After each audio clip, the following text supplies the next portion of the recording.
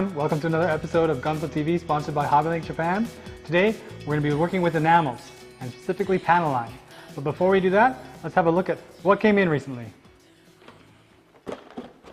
This is a new series of Gundam kits from the new OVA anime that's just coming out recently. It's about a little boy who builds Gundam kits and then for some reason finds himself piloting one.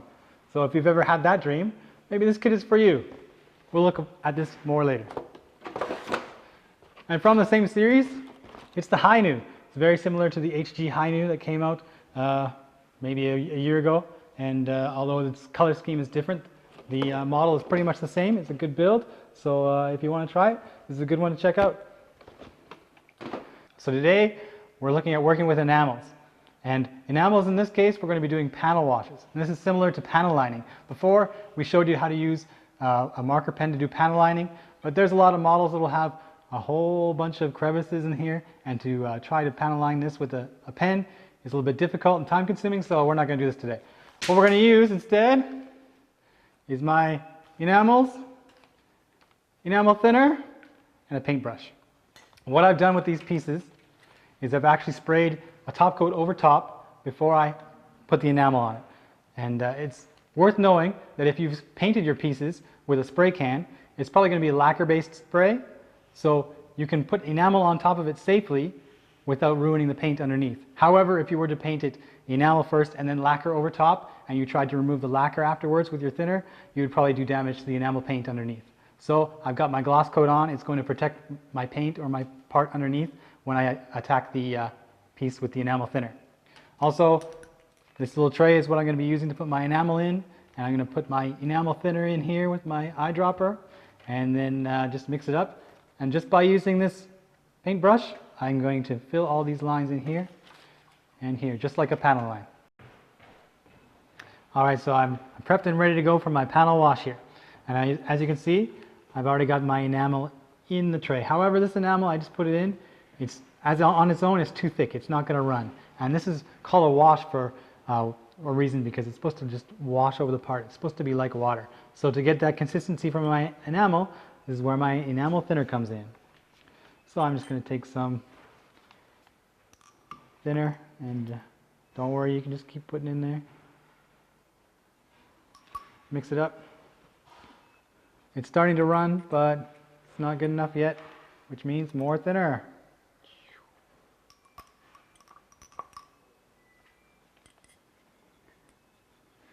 Mix it up, mix it up, mix it up. That's much better. So we have the black color with a consistency of water, maybe just a little thicker. So what we're going to do now, get a little bit onto our brush here. And all I'm going to do is I'm going to touch it to the edge. And because it's water, it should run around in the crack here. So we just put it in there. And it should run around. And if you get some in a spot that you don't want it, it's not desirable there, don't worry. Our enamel thinner will take care of that after. Get a little more here. I can use gravity. I can continue to drop it in on the top and watch it run around the side. Just like that. And of course I want to put a little bit in here too. And I'll clean that up afterwards. Shall we see that again? Alright, let's try to do it perfectly in one take here. Just drop it in. And watch it run. I'm going to put some more in.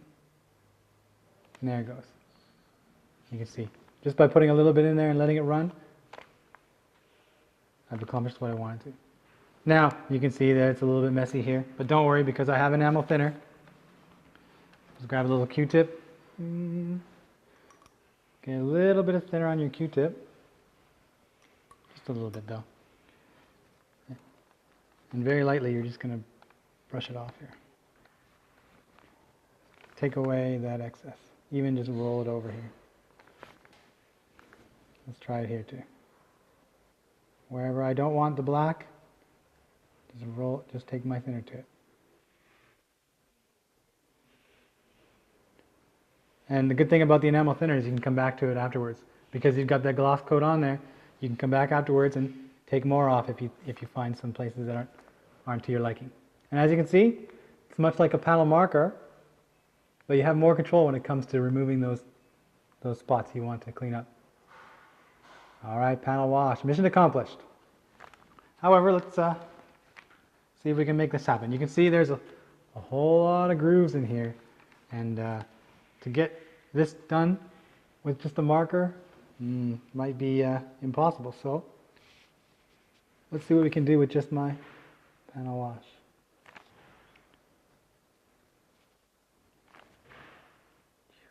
Go, go, gravity.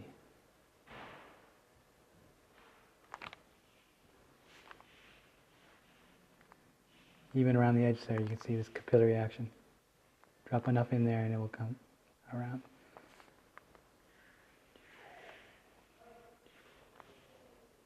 Already looking good.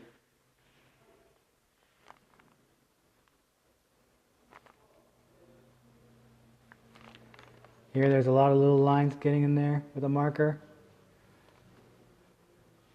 A lot of little lines here. Getting in there with a marker might be nigh on impossible, but I don't really need to if I have my good friend enamel.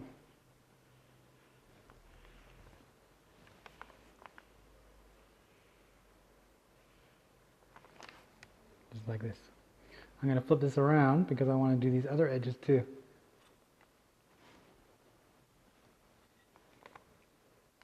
Put it in there.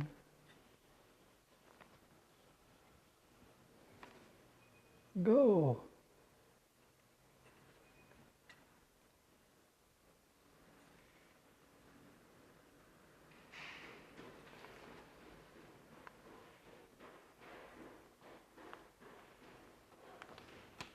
Let's clean this up a little bit.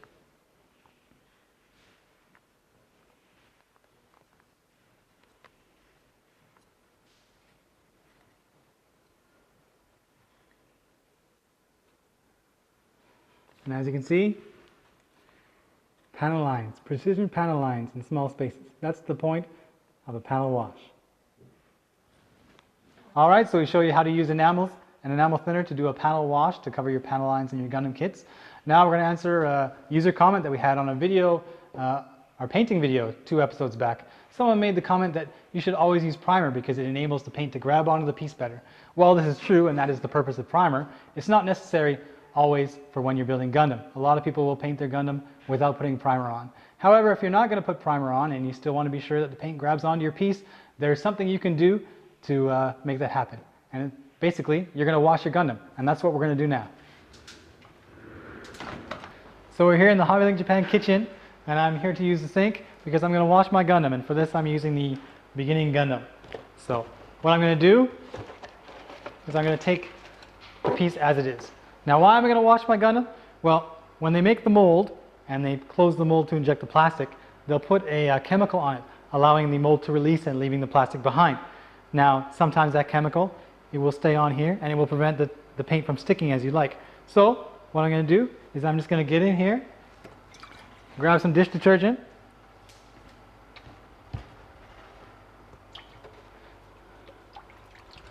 grab something, a brush, sponge, whatever you have, and just wash the runner.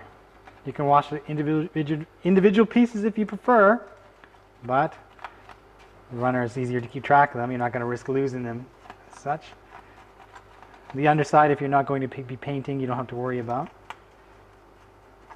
And once you're done that, you just rinse it off. It's just like washing dishes if you don't have a dishwasher. I probably would advise you not to put this in the dishwasher, but give it a try and let me know how it works. And dry them off, and when you're ready to go, you can paint them. Nice and clean. Alright, that concludes part 1 of our enamel washes, and for part 2 we're going to show you how to do dry brushing using enamels, and this is for use when you want to damage up your Gundam and put some wear and tear on it.